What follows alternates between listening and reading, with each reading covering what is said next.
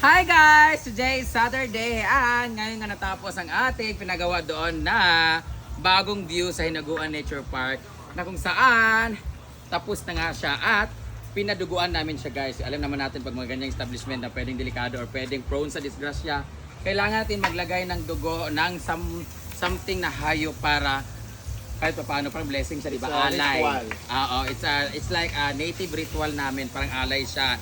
So, ang kinatay namin ay kambing! Uy, bimbo na. Elepante!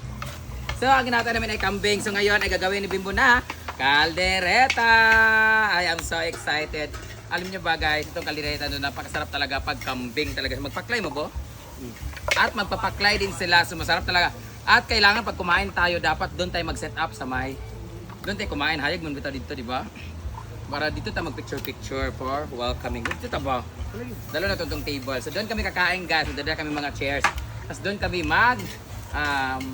celebrate.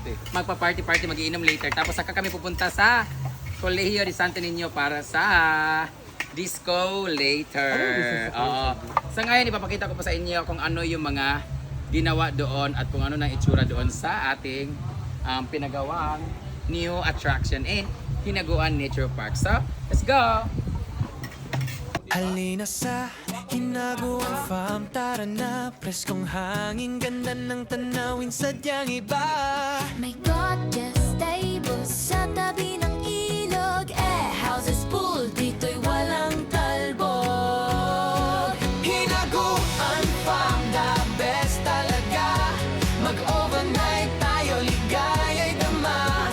Kasama ang pamilya, barkada sa farm. I love Hinaguan Farm.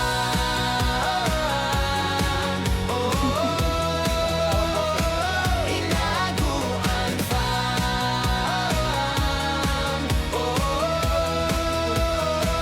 Hinaguan Farm. Only fun, good vibes all around. Hinaguan Farm, best spot to be found. Laughter and moments, wag palampasin. Dito ang saya, dito natin gawin. Hinaguan Farm, the best talaga. Mag-overnight tayo, ligaya'y dama. Kasama ang pamilya, barkada sa farm. I love Hinaguan Farm.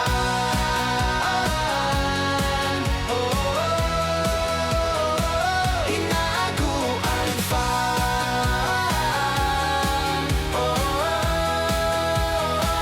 Hinaguan Farm. You're always welcome.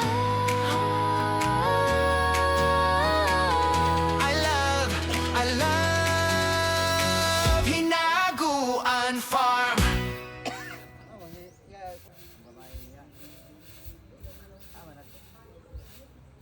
Dito naman tayo na area habang nagluluto sila ng ating kambing doon na hindi pa nga naluluto. Kakatapos lang talaga ng boys na maglagay ng mga grout dito sa ating paligid. At andito na nga yung mga dugo-dugo sa paligid na nilinis na nila.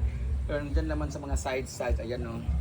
So nilagyan na lang ng grout to guys para hindi malumabas yung mga buhangin-buhangin. At syempre para luminis yung ating tiles sa buong floor. So mamaya-maya nga lang ay pwede na natin lagyan siya ng tubig. Tapos after nito, pwede natin magumul-humul dito. Tapos dito natin ilagay yung mga aso, pusa, tapos koi fish.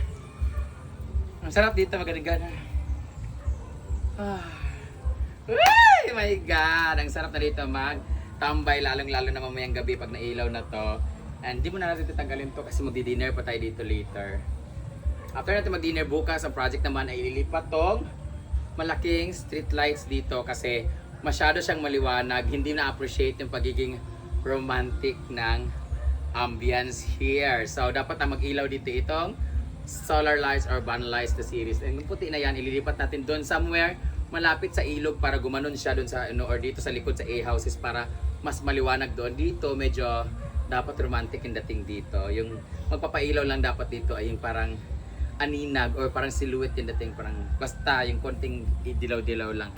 So dahil dyan, papatubigan na natin pa, natuyo na, balik muna tayo doon sa niluluto ni Bimbo. Let's go!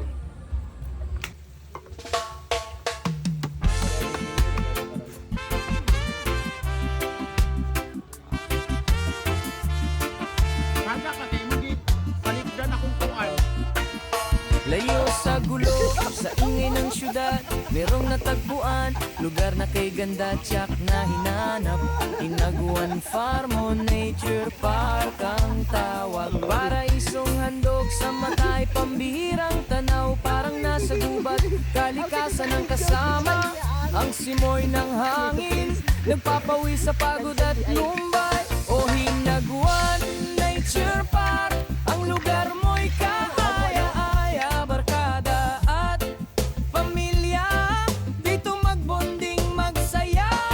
Sa ilog, sa swimming pool, yung sarili ay lulubog. Mag-overnight man kayo, ginhaway di matatapos. Hinaguan, siya ang rason, bakit babalik at babalik.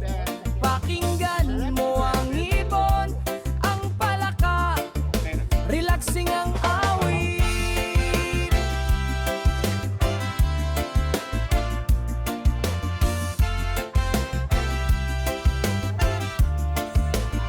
Hindi lang bakasunan, siya rin ang perpektong venue sa malaking event. Di na kailangan maghanap ng bago, birthday man yan o di kaya'y sagradong kasalan. May event area na handang pagdausan, malapitan sa gitna ng nature. Ang selebrasyon mas masaya, ang ambience na kalmado, panigurado, di ka magsasawa. O Hinaguan Nature Park, ang lugar mo'y kaaya-aya, barkada at pamilya, dito magbonding magsaya. Sa ilog, sa swimming pool, yung sarili ay lulubog. Mag-overnight man kayo, ginhaway di matatapos. Hinaguan, siyang rason, bakit babalik at babalik. Pakinggan mo ang ibon, ang palakot, relaxin ang wawi. Makarelaxin ang ganda, pangako di ka magsisisi. Ang mga ibon at palaka, tanging musikang maririnig. Bitawan ang problema, mag-isa man o kasama. Sa hinaguan ng puso't isip mo ay sadyang gaganda. O Hinaguan Nature Park, ang lugar mo'y kaaya-aya, barka at pamilya, dito magbonding magsaya. Sa ilog, sa swimming pool, yung sarili ay lulubog. Mag-overnight man kayo, ginhaway di matatapos. Hinaguan, siya ang rason, bakit babalik at babalik. Pakinggan mo ang ibon, ang palaka, relaxing ang awit. Hinaguan Nature Park, isang magandang lugar, halina't bumisita.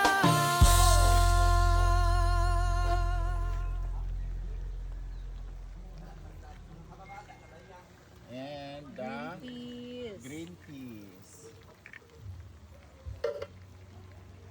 Muncher. Moy, grabe ka dagang green peas ba yun? Abundant of green peas. Brit, ano makukuha natin sa green? Grabe bit ay Pagod ko kabalo. exam din eh. Uy, nangutana siya bit. Ako mo pa rin hindi pangutana. Gani. Pangutanan to kaya wala ka. Go. So, tapos na nga ang ating pagluluto ngayon. At dahil tapos na siya magluto, kailangan din niya maglinis ng kanyang pinaglutuan. Thank you so much, Bembem TV. Nasa comment section ang link para sa kanyang. At hawak-hawak ko nga ang 2,000 dahil bigay ito ng follower natin at bisita from Nasipit Agusan. Nasipit Agusan del Sur. Basta Nasipit, Paragtambutuan na banda. Thank you so much, ma'am. Amping mo pa uli. Grabe. Kanang blessing talaga ngayon is naka 4,000 kami kasi kanina again from Switzerland din nagbigay ng 2,000. Sad to say kasi binayad namin sa pang-laboratory ni Snow, but buti na lang may dumating ulit. Hindi ko talaga ito in-expect, pero in-expect ko talaga mas malaki, pero okay naman. Grabe ka na kwarta. Dahil dyan, titikman na natin ang kanilang Caldereta. Bakit mo titikman dahil maganda ang Maganda ang mood ko, kaya ayaw ko talaga tikman. Kasi bakit kailangan kong tikman? nung naabot yung 2,000. Tikman natin lahat. Pagkakanapan mo magluto. Wow! I love the calderetang kambing. Yung gusto ko talaga sa caldereta talaga. Wait a minute. Yung gusto ko talaga sa caldereta ay yung bukog-bukog. The tenderness, ha? Pinakuluan nila to ng 3 hours. The tenderness.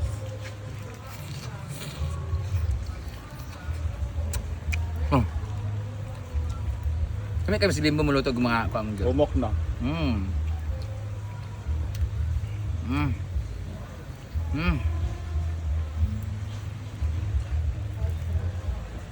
Lasang aso.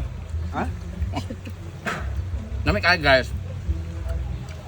Thank you so much for watching guys. Maraming salamat. Tapos na rin ako maglinis lahat. So, antayin na natin matuyo yung grout. Tubigan na natin yung bagong tambayan. Tapos kakain na tayo later. Bye!